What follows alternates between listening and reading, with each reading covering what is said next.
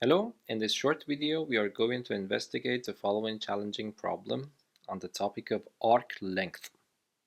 What is the length of the curve y equals x squared on the interval from 0 to 1/2?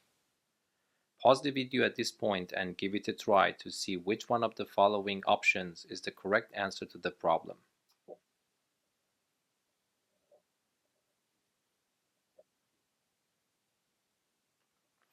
Okay, so let me call the arc length L. So I use the formula integral from a to b square root of 1 plus y prime squared dx. But of course in this problem a is given to be 0, b is given to be 1/2, and the function y is given to be x squared. Okay, so L becomes integral from 0 to 1/2 square root of 1 plus the derivative of y prime simply becomes 2x, and then I square it dx. So I have to calculate this definite integral. But this is a very standard definite integral. This square root indicates that I have to use the trigonometric substitution. So what I will do, I will define arctangent of 2x to be my angle theta.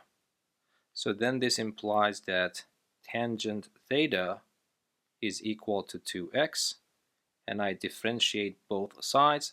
The derivative of tangent becomes secant theta squared d theta, and on the right hand side I will have 2 dx. Okay, but my variable x goes from 0 to 1/2. This then implies that my variable theta goes from, if I choose x to be 0 and put it here, this becomes arctan of 0, but it becomes 0, so theta goes from 0. And now if I choose 1/2 and put it here, 2 times 1/2 is 1, and arctan of 1 is pi over 4. So this goes up to pi over 4.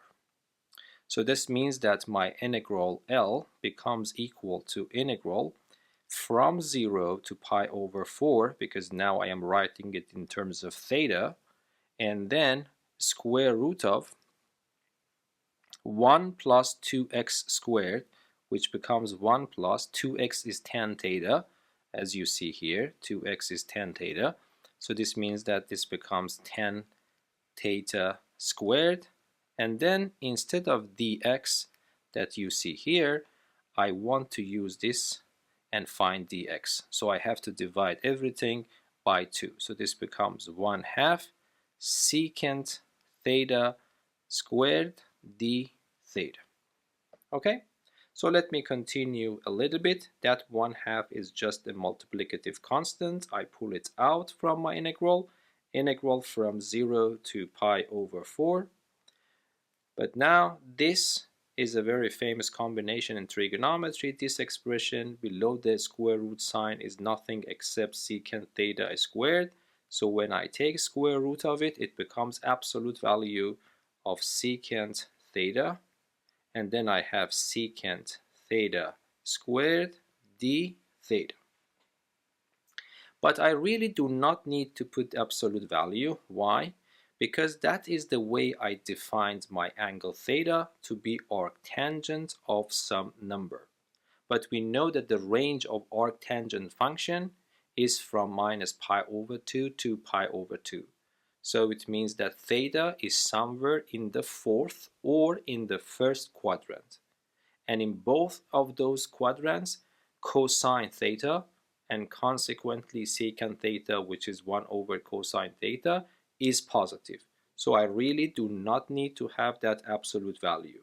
So I would remove that absolute value sign, but if you don't mind, let me just keep it as it is. I don't want to, in principle, I can multiply it by secant theta squared and write secant theta to the power of 3, but because my goal is to use integration by parts, I will keep it in this form. Okay?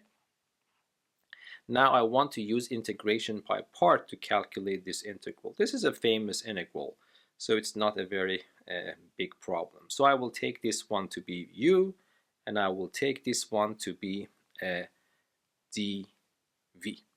Okay, but remember, and if you don't mind, let me just call the whole integral I.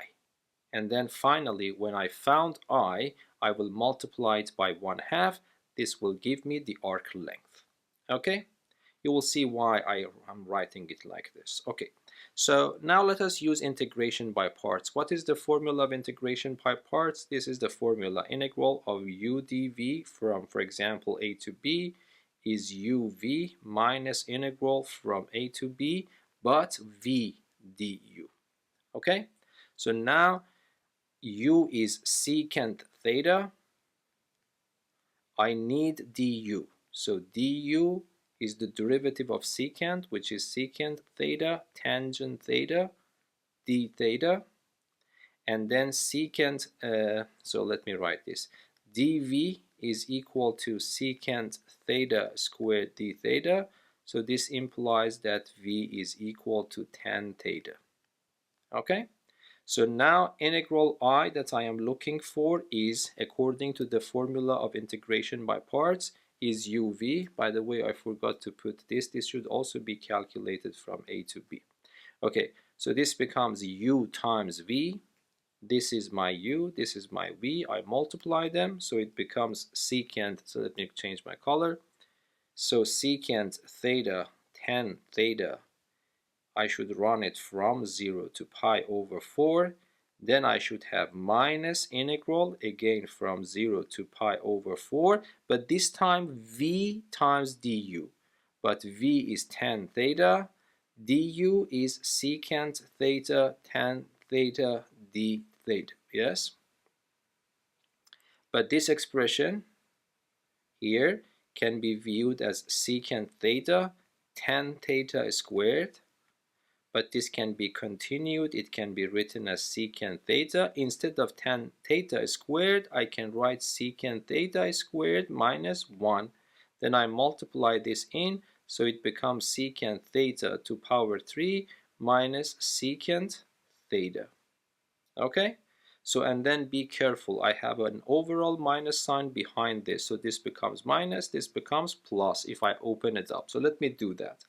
But before doing that, let me also calculate this between 0 and pi over 4. So if I put pi over 4 here, it becomes a square root of 2 because it is 1 over cosine pi over 4, and cosine pi over 4 is a square root of 2 over 2. And tangent of pi over 4 is 1.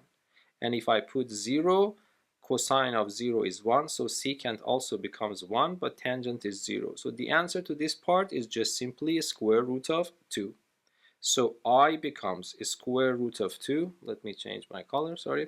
Square root of 2, square root of 2 minus integral from 0 to pi over 4 secant theta to power 3 d theta, but plus integral from 0 to pi over 4 secant theta d theta. But now if I ask you what this integral is, you will tell me this is again I. Isn't it? Look here. What did I call I? This integral, I called it I. Secant theta times secant theta squared is secant theta to power 3. So that is also I. Okay, now this is I as well. So let me write I here. So I is equal to this. What I will do, I move this I to the other side, so it becomes 2I.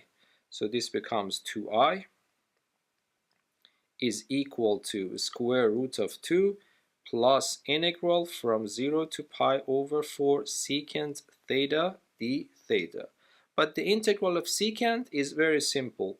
It is just, let me write it, square root of 2. It is ln of absolute value of secant theta plus tangent theta. And then I have to run it from 0 to pi over 4. Yes?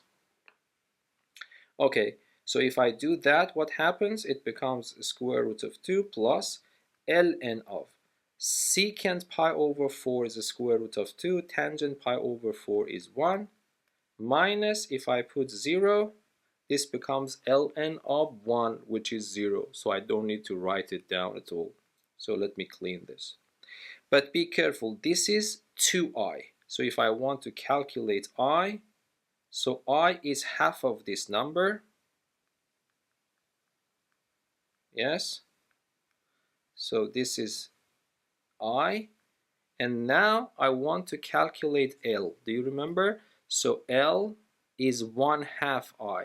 So if I want to calculate L, which is the question mark, I have to divide everything by an extra 2 again. So this becomes square root of 2 over 4 plus ln of the square root of 2 plus 1 over 4. And this will be the answer to the problem, which is option D. I hope that this video was useful for you. Until the next video, be safe and goodbye. Thank you.